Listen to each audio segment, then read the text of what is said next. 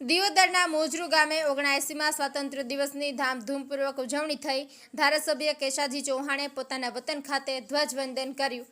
સમગ્ર જિલ્લામાં આજે 15મી ઓગસ્ટ 79મા સ્વાતંત્ર્ય દિવસની ધામધૂમપૂર્વક ઉજવણી કરાઈ છે, જેમાં દિયોદરમાં પણ સ્વાતંત્ર્ય દિવસની ઉજવણીમાં તાલુકાના મોજરૂ ગામે પ્રાથમિક શાળા ખાતે કરાઈ હતી।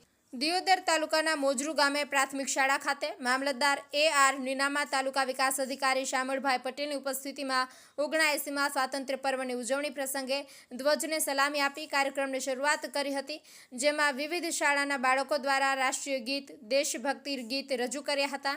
79મા સ્વાતંત્ર્ય પર્વ નિમિત્તે આયુષ્માન પેટા કેન્દ્ર ખાતે પદાધિકારીની ઉપસ્થિતિમાં વૃક્ષારોપણ કરાયું હતું, જેમાં સ્વતંત્ર પર્વ નિમિત્તે દિયોદર ધારાસભ્ય કેશાજી ચૌહાણ સ્વતંત્ર દિવસની શુભકામના પાઠવી હતી।